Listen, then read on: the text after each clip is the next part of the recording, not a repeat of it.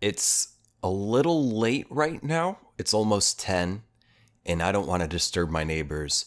So I will not be playing guitar, but I'm still going to sing my theme song for you. I'm just going to... The guitar carries a little more than my voice. It pierces these walls more than my voice. So let's do some a cappella, all right? 1, 2, 3. Can you hear it with your ears? Can you see it with your eyes? Can you feel it wiggling between your quivering thighs? That thing, ooh, that thing with James. Once every millennium something will come along. When you feel it, you will know it, 'cause it's coming on strong. That thing, oh yeah, that thing with James. That's right, baby. Sit back, relax, deep breaths, no stress. Let me come inside your mouth. I meant to say mind. I promise you it won't take long. The change will happen soon. I really meant to say mouth. You will feel something so special growing deep within you. That thing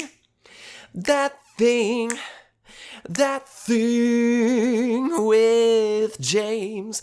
That thing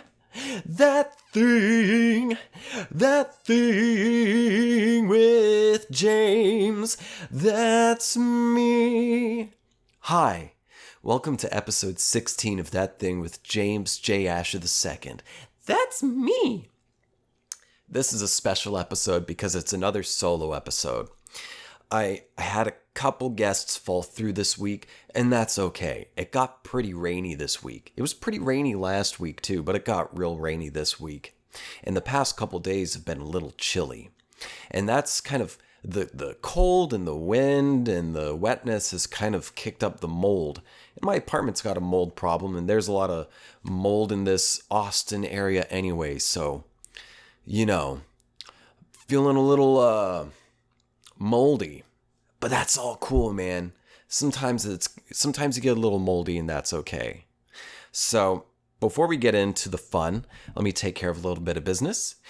If you are new to this show, welcome. If you enjoy it, please, for those of you watching the YouTube channel, please hit the subscribe button and like and comment. And for anyone listening or watching, not just the YouTubers, tell your friends if you think they'd be into this sort of thing. Tell them about it. Spread the love. Spread that thing. Let the seed enter their minds. The seed of that thing. Let my seed enter them. Let my creative juices flow into their ears. Penetrate their spirit. Let us become one in this magical experience that is that thing. What is that thing? This thing. Isn't that cool? It's all the thing, man. It's a thing. Yeah, it's a thing. So if you want to check me out on social media, you can find me on Instagram and Twitter at James J. Asher. If you want to visit my website, go to jamesjasher.com. JamesJasher.com, all one thing. And all this stuff's going to be in the description. I've got links in the description. If you don't know how to spell James J. Asher or at James J. Asher, check out the description. It'll be written there. I haven't figured out the video editing skills for those of you watching to like type it out yet. Not that I'm unable to figure it out. I'm just, I can't be fucked right now. No, for no particular reason. I just haven't done it yet. And if you want to help support the show, you can become a monthly contributor at my Patreon. Patreon.com/ThatThingWithJames. That will be in the description as well for the video and the audio version of this episode. I've got, you can give a contribution as low as $1 or up to $3,000. I've set different tiers. Patreon.com/ThatThingWithJames. Your contribution will help me create more and better content and just keep this show going. Get more lights, better equipment, la la la la la. That's all the business. Business is done. Now, I need to apologize to one of my homeboys, my dear, loyal fan of the show, who also happens to be a dear friend of mine, Jaime, my friend. I am sorry. I received an email from you at my email account for this podcast. For those of you, if you want to send me an email, email me at ThatThingWithJames@gmail.com. ThatThingWithJames@gmail.com. And you can send in just, send me your love. You can send me questions. You can send me musings that you've had like Jaime has, which I'm about to get into. Or if you need some advice, I can give you some advice. I can't guarantee that it will be good advice, but I'll guarantee it'll be entertaining advice. And that's what this show's about. Entertainment. Speaking of entertainment, I feel like I've been so distracted by entertainment that I completely missed the email that I got from Jaime. Dude, bro, I'm sorry. I missed your email from, April 24th. 4 days after 420. I missed it. I must have been stoned since then. And also just distracted. I didn't even see the email till just before the last episode that I did. And I still didn't answer the email. And because I had a guest and it slipped my mind. So I'm sorry. Let me make it up to you by first plugging your shit, bro. You can check out Jaime's t-shirts that he makes. They're really cool. Belief in Art shirts. Belief in Art shirts. Check it out. They're on Facebook, and I think I just saw them on Instagram. Either that's new or I'm new to it, but you can check them out. Belief in Art shirts, based out of Denver.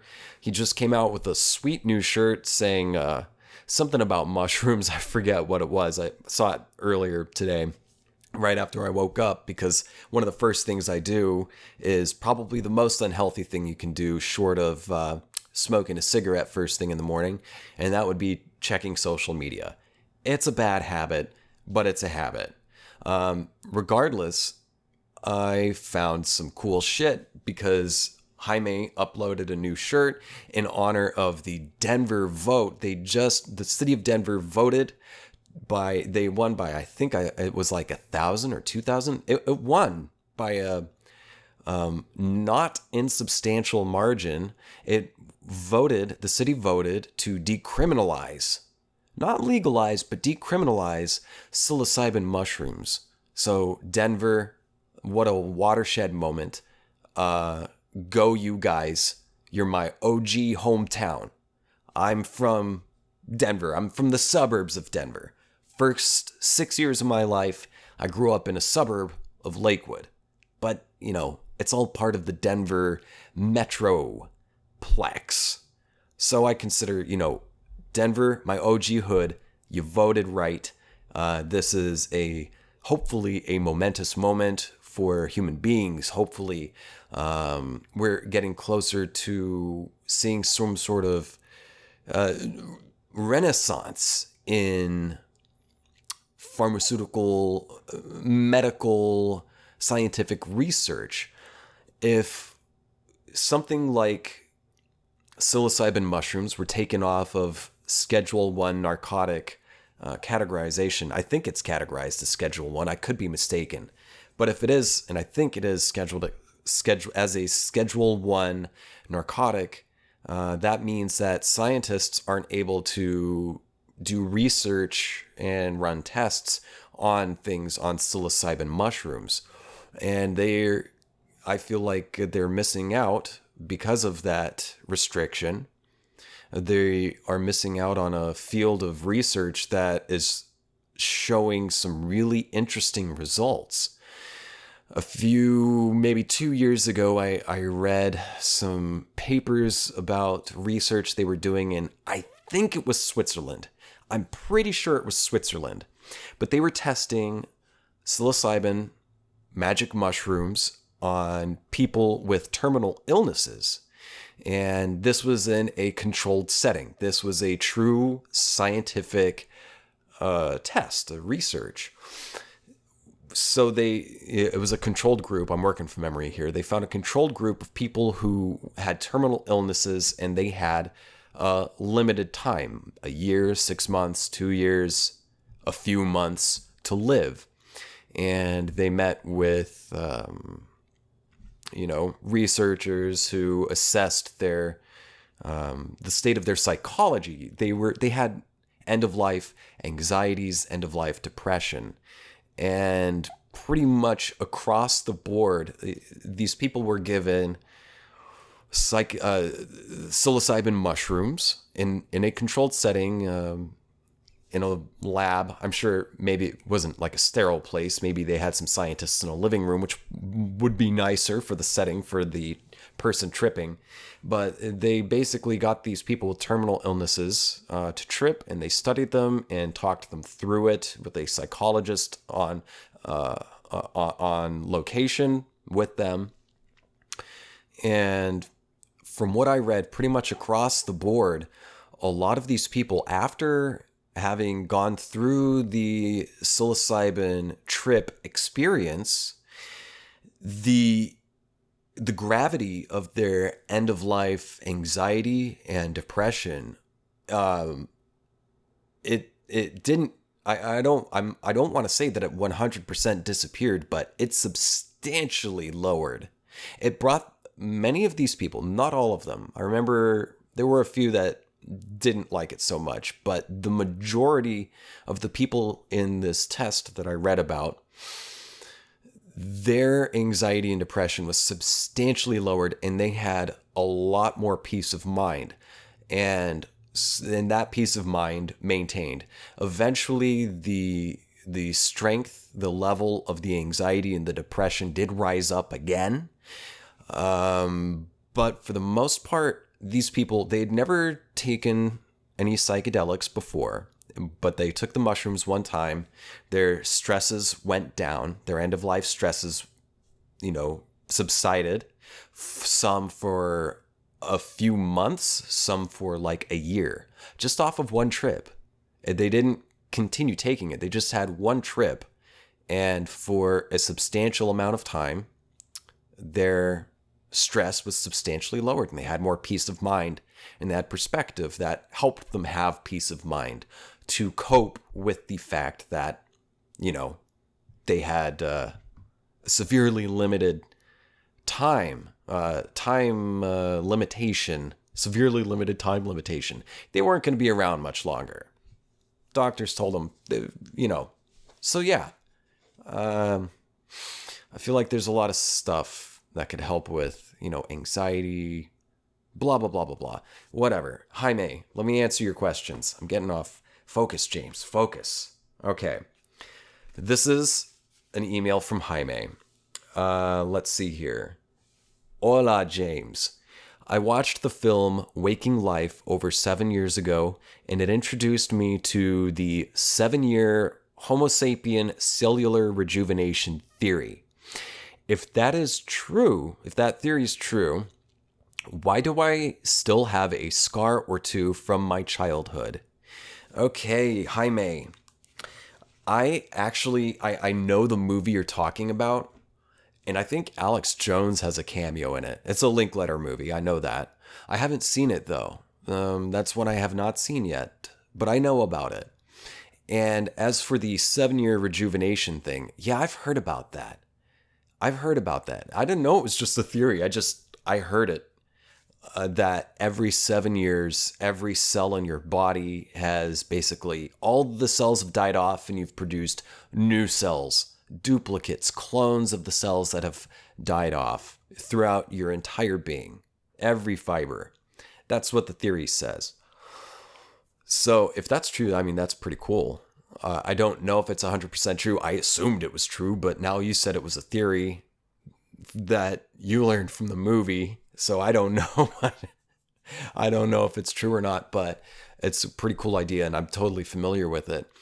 As for the scar thing, I did some I did some minimal research earlier this morning, which is to say I did a Google search of why don't scars disappear? And I looked at a couple headlines and the metadata beneath the link results. So I didn't read the full things. I did go into an article and I skimmed over it. So basically your skin cells, they shed. You shed skin cells and they get replaced. And there's some kind of something that starts with the C, some kind of liquid juicy stuff in your cells. Some of that juicy juice that keeps your cells nice and juicy. If they've got the certain C juice, they will shed. But if they don't have that special C juice, you know the juice I'm talking about, starts with a C, ends with a If your skin cells lack that certain C juice, they won't shed. And the type of skin cells that grow into scar tissue, they don't have that C juice, you see? So without the C juice, you see, they don't shed. Okay? So apparently that's what happens. Yeah. I don't know. I should have maybe read a little more. Shoulda, woulda, coulda. Whatever. What to talk about? I want to talk about Catch-22. It's a book written by Joseph Heller, and I've been reading it lately. I'm trying to finish it before the show comes out. There's going to be like a Hulu original series of Catch-22 coming out, I think, next week or something, on May 17th. And I'm looking forward to it because I'm a big fan of Catch-22. I'm a big fan of the movie. I saw the movie first, and then the book I started reading when I was in grad school. And I got maybe I got about a third through, and I kind of put it down because I was in the middle of grad school, and I was just busy studying and drinking too much and having existential crisis after existential crisis. It was one long midlife crisis at the age of 22 to 24. And it didn't end there. But I was distracted. I was busy in grad school, so I didn't get through it. Plus, the book has a definite lull about a third of the way in, a quarter to a third of the way in. It gets real slow, real boring for like a few chapters. So I put it down. And over the past few years, I still remember everything that happened at the beginning. And I still had my bookmark of where I was before. And I've been reading through it a little by little. And then I found out the show was coming out. And I told myself, you know what? I want to finish the book before the show comes out. I've seen the movie several times, but I haven't finished the book yet. And I want to see the source material. I mean, I want to read the book. I'm the kind of person who wants to read the damn book, so I read the book. I'm reading the book. I'm almost done. I've got maybe 100 pages left here. And it's one of the best books I've ever read. It absolutely deserves the fame that it has, the recognition that it got, the accolades that it received, the reputation it has. It's a fantastic fucking book, man. Catch-22 by Joseph Heller. If you haven't read it, let's see if there's a description on the back. Okay, here's what the back of this book says. For those of you who have no idea what Catch-22 is. Catch-22 is like no other novel. It has its own rationale, its own extraordinary character. It moves back and forth from hilarity to horror. That's true. It is outrageously funny and strangely affecting. That's true as well. I was crying this morning reading it.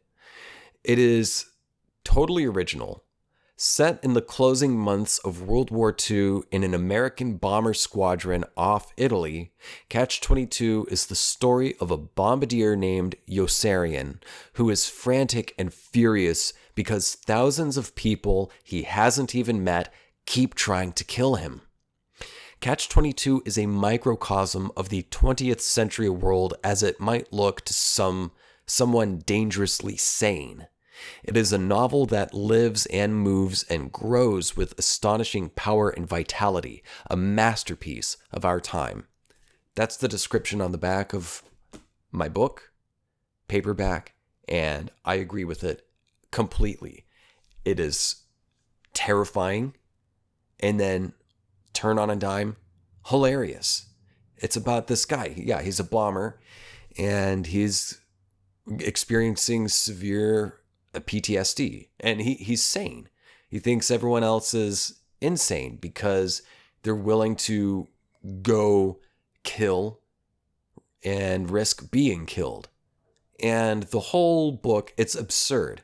It's absolute absurdity, which is pretty standard for any kind of really good story post-World War II. Post-World War II is when absurdist theater really took off. It's when absurdist writing really took off.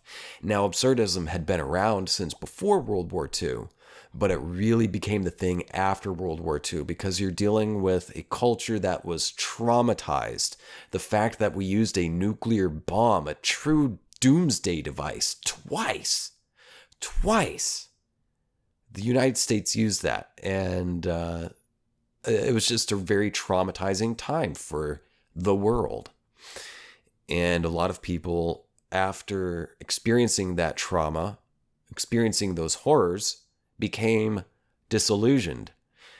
Truths they believed before, they kind of saw through. They saw that it was just sort of bullshit, propaganda, or just straight up absurdity. They started seeing the world as an absurd place.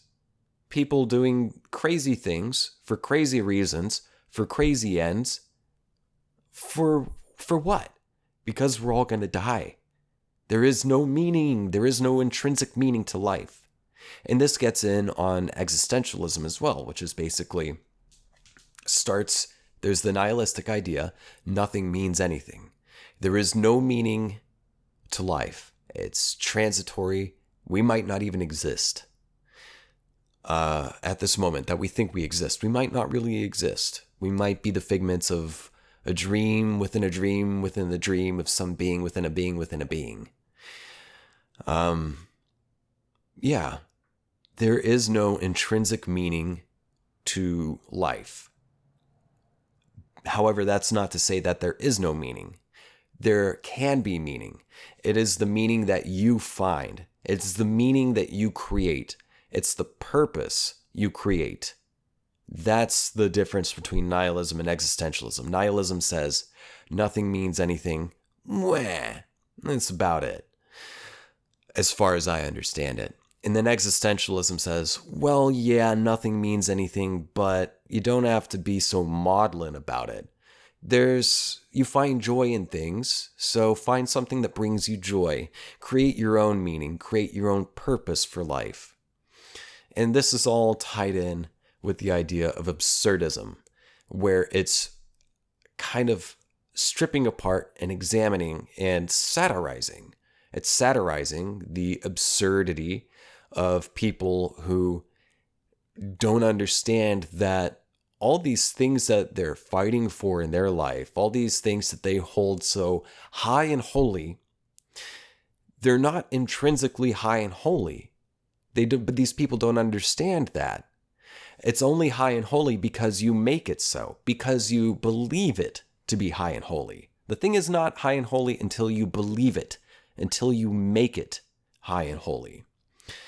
And the people who feel like Yossarian, dangerously sane, start seeing all of the other quote-unquote normal people as insane because they don't see that they're applying all this meaning to life. And they're applying all this suffering. They're experiencing all this suffering and creating all this madness, trying to perpetuate this meaning that they think is a solid, immutable fact. So, how do I dig myself out of this hole, man? The book, it's really good, and I'm trying to finish it before the show comes out, and I really enjoyed the movie. And I'm going to tell you about the movie. I need to take a quick pee break. I'll be right back. Okay, I'm back. That was refreshing.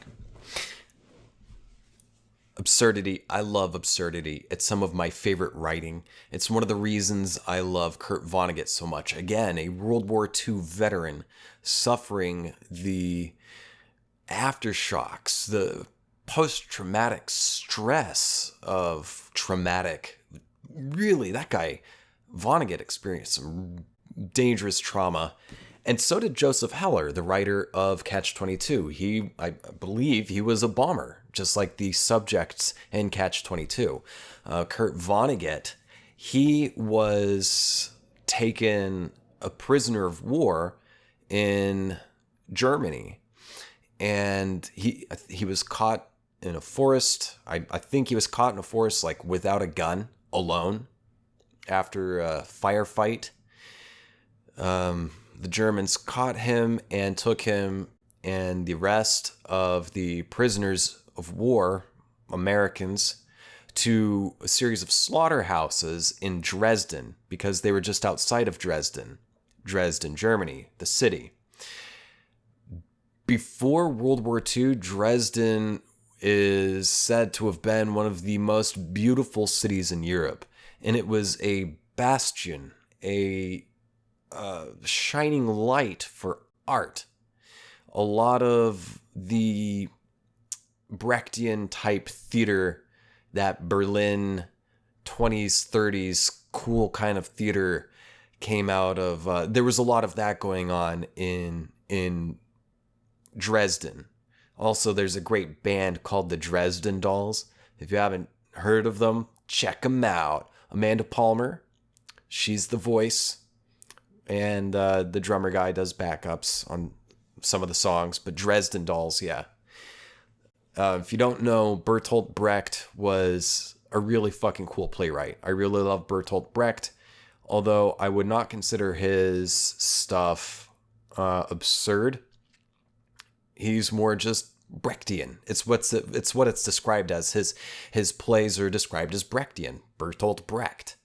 The musical Cabaret, if you're familiar with that, the whole aesthetic of Cabaret is based off of Brechtian theater. It just his stuff had a cabaret kind of feel, a real noir kind of city romance and lechery and murder kind of vibe to it. And the characters on stage, they all sit on stage and they change costumes and everything on stage and different characters.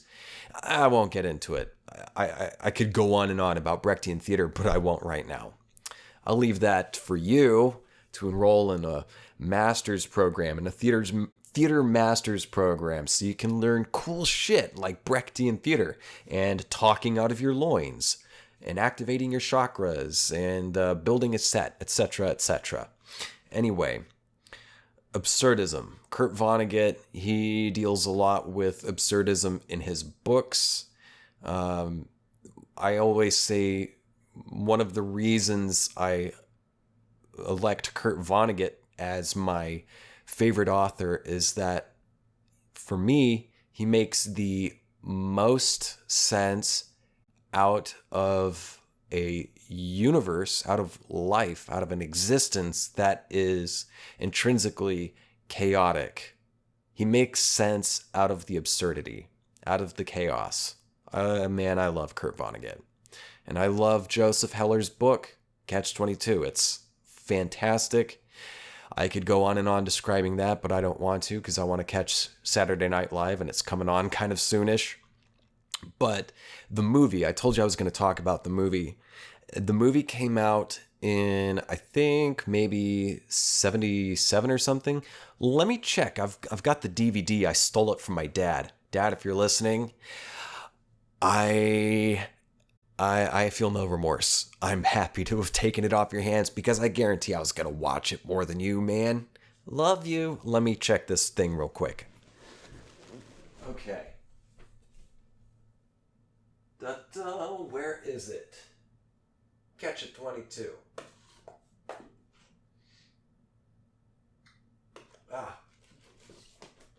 Got it. Catch-22. Okay. The movie came out in 1970, and it's got a lot of people in it. It has, not Alan Alda, that's MASH. Has Art Garfunkel is in it. Bob Newhart is in it. Anthony Perkins, Martin Sheen, a young, very drunk Martin Sheen is in it. A young John Voight is in it. Orson Welles is in it. He plays General Dreedle. And the guy who plays Yossarian, his name isn't on here. What the fuck, man? Who the hell played Yossarian? I love this actor. He was in Second City, this guy. Oh, Alan Arkin. That's right. Yeah. Alan Arkin plays Yossarian. I love me some Alan Arkin. If you don't know who that is, but you know about that movie, Little Miss Sunshine, Alan Arkin was the grandpa who OD'd. Yeah, that's the actor Alan Arkin. He's still alive.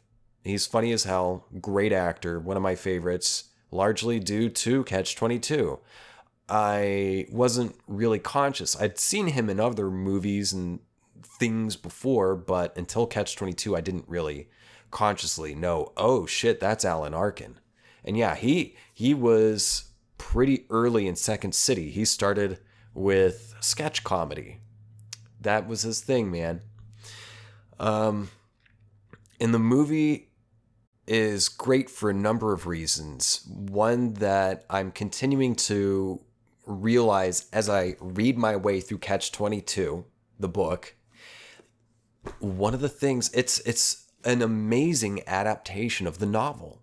They really caught the essence of the book, and they're really doing a good job of putting a lot of stuff in there. There's stuff that's not in it because you can't fit everything from a book into a 2-hour movie. I think it's like 2 hours long, Catch-22.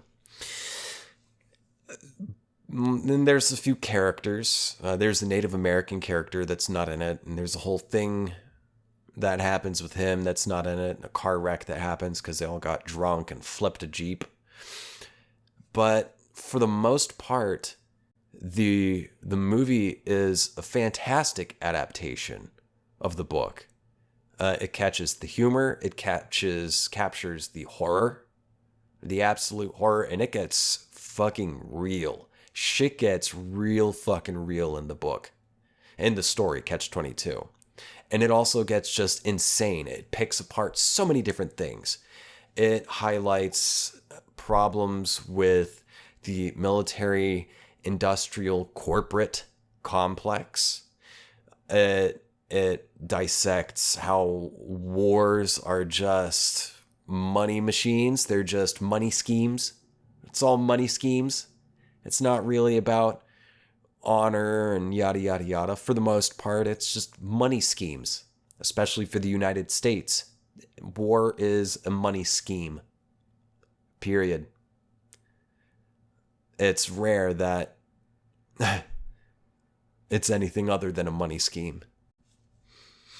So, yeah, there's a lot of stuff that they touch on in the book in a really accessible way. You don't even realize it because you're busy laughing.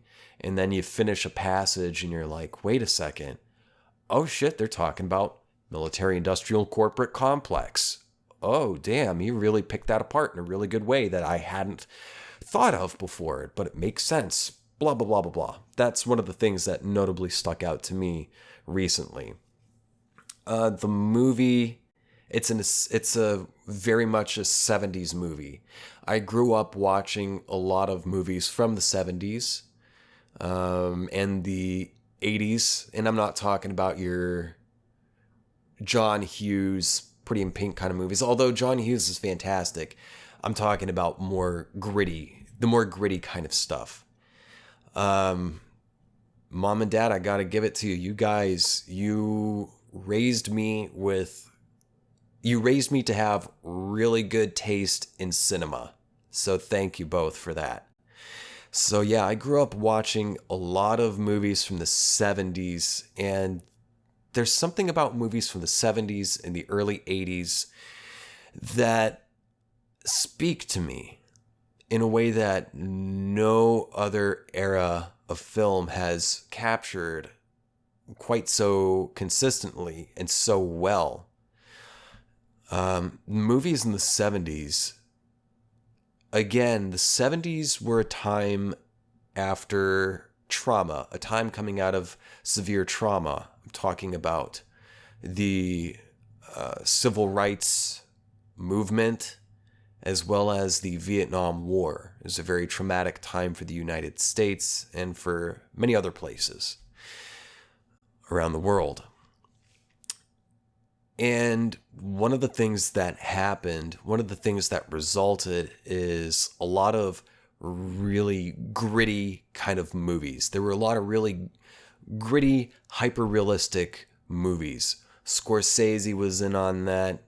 That whole gang was in on it. Scorsese, of course, Fat Man who did Coppola. I'm talking about Francis Ford Coppola, and so many other filmmakers. They made these really dark, gritty stories. You know, it's set in a city for the most part. You know, you're set in a city in New York, and things are just real gritty and dark and hyper realistic. The films of that era captured a very hyper realistic, or they exhibited hyper realism. So a lot of really good acting was allowed to shine through. That's why that's why you've got Robert De Niro and Al Pacino. They got famous from that era because they were fortunate enough to be part of that camp of hyperrealism, and they got to help develop acting, really good acting, very naturalistic acting. And yeah, naturalism. A lot of filmmakers in the 70s were going for that. And I appreciate that. There's a certain honesty to it, and there's a certain subversiveness to it. A lot of the 70s movies weren't afraid to be subversive, and I mean truly subversive. There's a lot of subversive stuff, a lot of subversive content, that is movies, web series, TV shows today. But it's very rare for anyone to catch the quality of subversion that so many films from the 1970s caught. And I'm talking about things weren't super polished.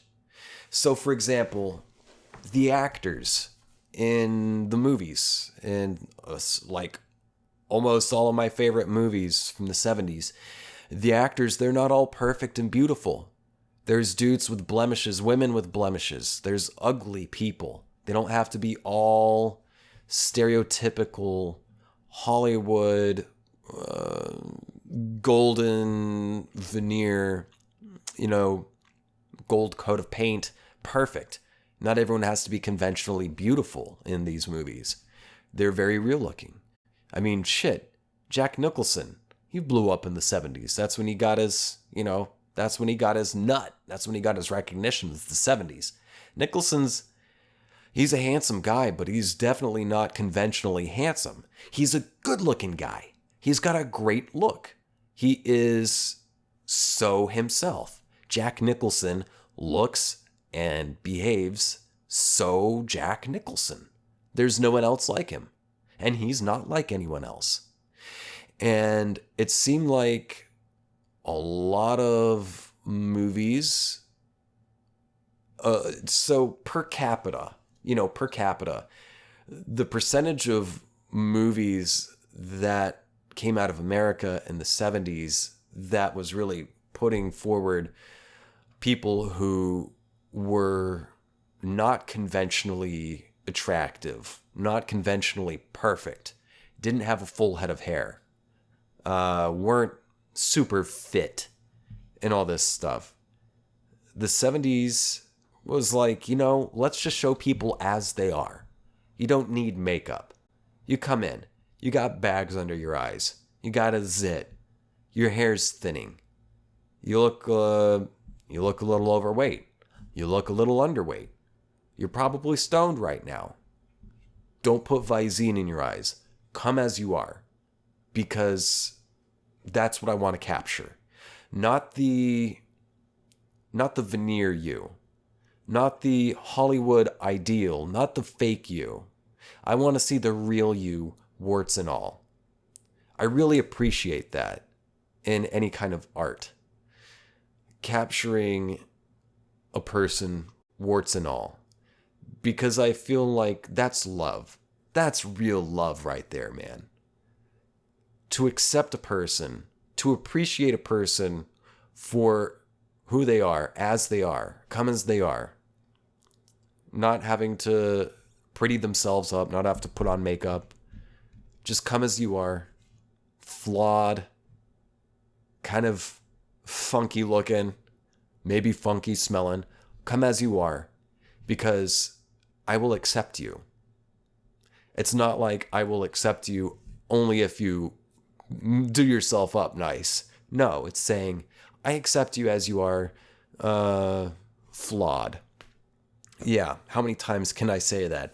I accept you as you are, as you are. Come as you are, as you were, as I want you to be. So some of my favorite movies: Taxi Driver, Apocalypse Now. There's, of course, the first two Godfathers. Other movies that stick out that come to mind from that era: Nighthawks. That's a fucking movie not everyone knows about. Oh, it's a good gritty movie though. Nighthawks. The French Connection. You want to talk about real naturalism? You want to talk about gritty hyper realism? Watch The French Connection. Also, if you haven't seen The French Connection, and if you're kind of into car chase scenes, watch The French Connection. The original, the movie, The French Connection. It has, hands down, in my opinion, the absolute best car chase scene in all movie and television history. Because it's so real. It's not Fast and Furious. They're not pulling off all sorts of crazy, fantastical stunts. They were doing the real 70s kind of thing. So Bullet's a great movie, starring Steve McQueen. Great car chase movie. Another gritty crime, hyper-real kind of a story. Presentation, that is. But still, there's a lot of, kind of as really crazy, edging over the top car chase scenes, but it wasn't, it wasn't Gone in 60 Seconds, the remake with Nicolas Cage, the best actor who ever lived. I'm saying that half tongue-in-cheek. It's not super over the top. And the car chase scene in The French Connection, though, it's not quite as over the top as Bullet. It's painfully realistic, and that makes it that much more intense because you're there with Popeye. I think that's the main character's name. You're there with Popeye. You're in the car. You're trying to get through this crowd of people. You're running over fruit stands. It's intense. It will make your ass pucker. It will make you more uncomfortable than any of the car chases in Fast and Furious in that franchise. Another prime example of a really real car chase scene is in the movie Ronin, starring Robert De Niro. Movie came out in the 90s. And the guy who played Ned Stark in the Game of Thrones TV series, he's in it. He plays a junkie. It's about mercenaries. They're all mercenaries. And there's a really fantastic car chase scene in that movie as well. So yeah, if you want some great car chases, watch The French Connection and then watch Ronin. I think from like 1996 or something, the latter. So yeah, what else? I did stand up. I told you I was going to do stand up and I was going to get guests. I got a guest. Was going to have a guest for this episode, but a couple fell through due to weather. No problemo. It's all gravy, baby. And I also said that I was going to do stand-up. I think I promised these things 2 episodes ago. Well, I've done 2 stand-up sets since then. I've done 2 open mics. I did one, not this week, but last week. I did an open mic, 3 minutes, at the Cherrywood Coffee House up in the... I think it's the, what's it called? The Hyde Park neighborhood in Austin. Yeah, I did 3 minutes there about a funny story involving a slightly traumatic event that somewhat relates or involves SpongeBob SquarePants, the movie, to Sponge Out of Water. I got laughs. I didn't expect that. And I kind of ran out of time. That's the thing I keep running into. So I did the open mic there. And then this week, on Tuesday, I did open mic at the Fallout Theater in downtown Austin. It's called the Playpen. So I got 3 minutes there, and I told another story about the first play I saw in college, my first college production. Well, it wasn't a college production, but it was a play at the college, like the day before I started my first semester of undergrad. And I got some laughs on that too. So I was following some advice from the guy who I told you all, Aaron, who gave me the pep talk to get out and just do stand up. I took his advice and I recorded my first set. I didn't do it on the second set. And that's okay. That's all right. I just need to not make a habit of that. But the first set at Cherrywood Coffee House with the SpongeBob SquarePants story, I did record that on audio. I have a voice recording app on my phone, and I recorded it and I listened back to it, and I can see how I can tighten up the story, because that's one of the challenges I'm facing right now is tightening up the set, because doing open mics, I'm not going to get any more than 3 minutes.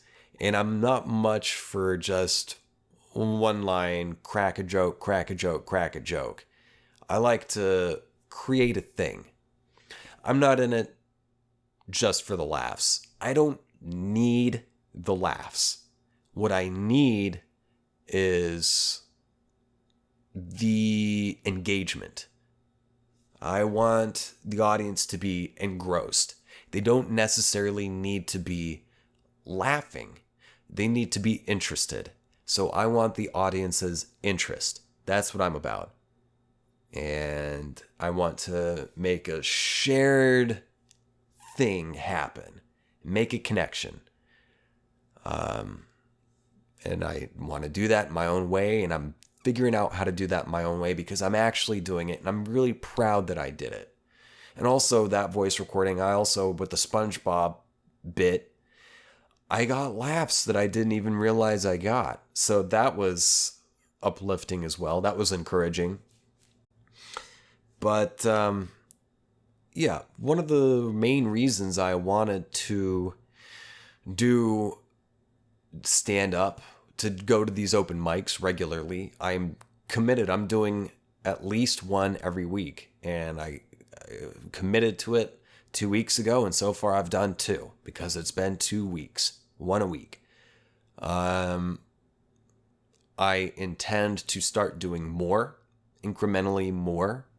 But for right now, I'm doing at least one a week, which is a huge leap because I was doing zero a week for a long time. A long time.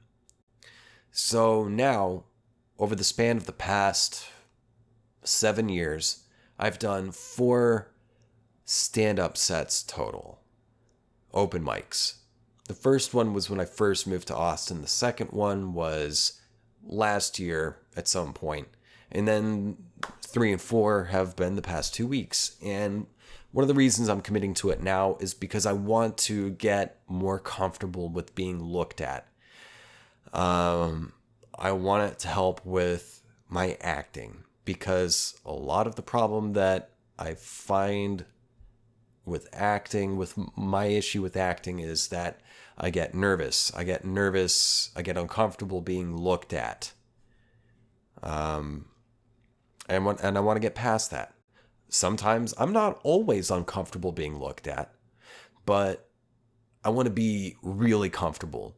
I want to put myself out there, and doing stand-up is one of the most extreme ways. Doing stand-up and playing music live for people, especially a personal song. That is like some of the ultimate putting yourself out there. That's short of straight up exhibitionism, sexual exhibitionism. And so, yeah, I want to just get real comfortable, put myself in that difficult situation of being in front of people, all eyes on you, all attention on you, and it's up to you to do something with that attention.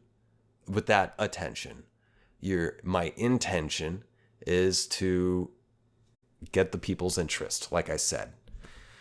And it's helping so far. I just feel more calm. I feel good getting out of the house. I feel good getting to meet new people. I have more peace of mind because I feel like I'm doing something and I'm working towards something. And the amazing thing is, once you start making a change like that in your life, I'm already seeing, there's a lot of, micro emotion stuff going on. Maybe I'm feeling more confident, so I'm getting more opportunities. But I also think that there's just sort of an uncanny thing when you start moving the ball on your own. You want to move the ball some way in your life to accomplish some kind of goal. You start moving the ball, you start the momentum, and then somehow other opportunities are just magnetically attracted to you as you get that ball moving. For years, I've been moving the ball, but in solitude. I've been writing so much. I've wrote a fucking book, dude. I wrote a whole fucking 400 plus page book, bruh. Yeah. And that has helped me so much with the stand-up. Because the writing, I learned how to write. And I'm still learning how to write. You're constantly discovering how to write if you're really committed to writing. You're constantly learning writing. But what I've learned from writing so much over the past handful of years, to such a huge extent, writing a fucking 400 plus page book many times over, several revisions, that taught me how to write. It taught me how to read, taught me how to listen. And that has, I feel, given me a big advantage with coming up with material and thinking on my feet on a stage in front of people with a microphone in hand. It's helping with stand-up because essentially, it all comes from writing. And even if you're just improvising something off the top of your head in front of these people, even if you're just improvising, the fact that you've already learned so much from writing, it helps you write in your mind, even if you're not really thinking about it. Just good writing. If you practice good writing and you practice good reading and listening and learning, just getting better at writing makes you better at just blurting good stuff out. I don't feel like I'm doing that great of a job right now, but it's a little bit later. I feel like earlier today I had so much stuff going on. I was like, ooh, I can talk about this in this episode, and I can talk about this point and all this. And now I just feel like I'm kind of rambling through. The day grew late for good reason, because I was hanging out with Emily. We had most of the day off, and I wanted to hang out and spend it with her. Plus, I just kind of ate and slept. It's been dark all day. Dark, rainy, and cool.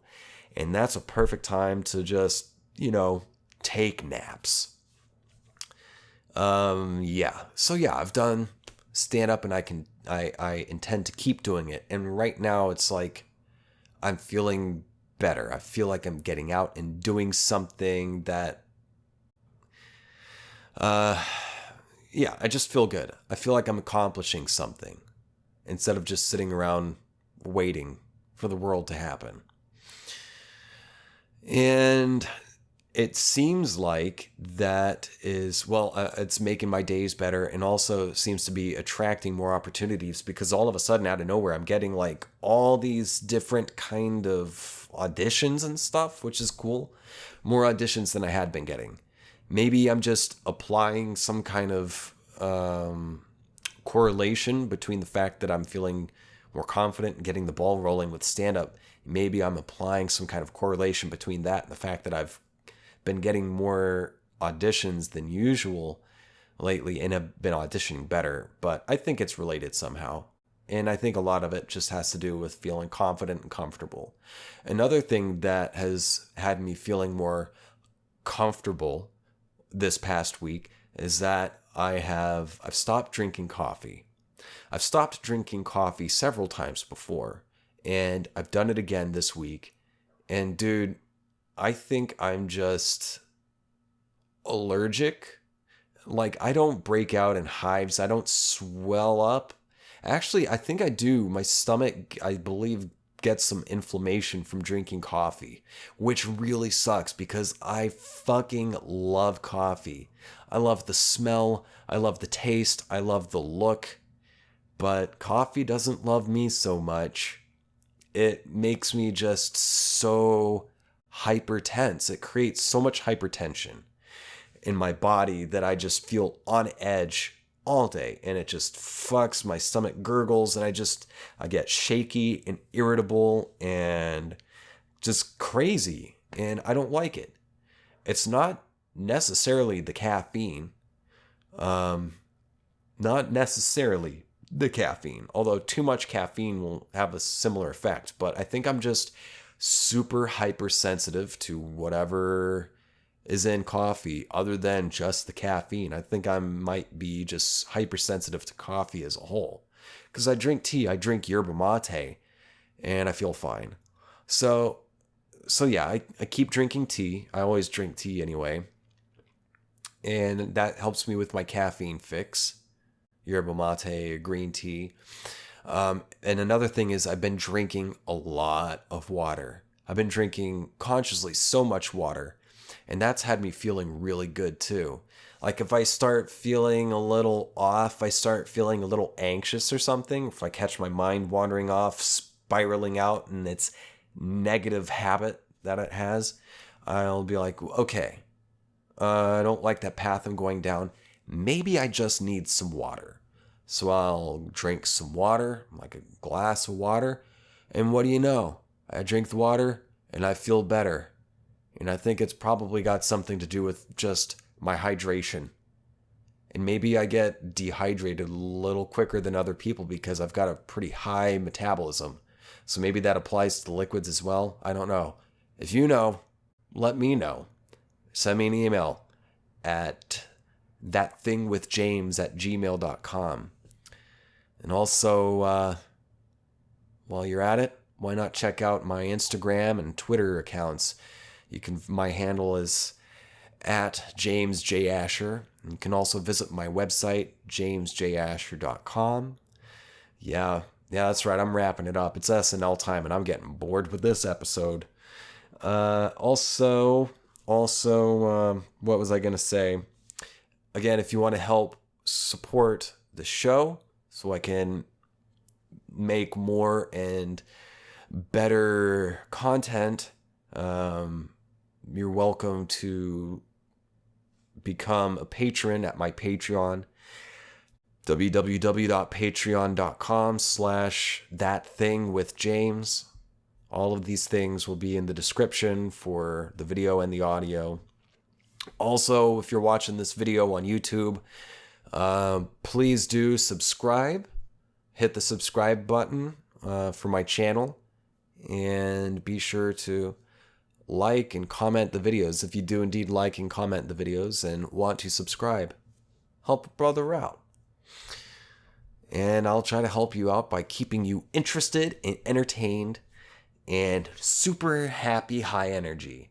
Okay, folks, time to go watch some maybe funny, maybe awful sketch comedy.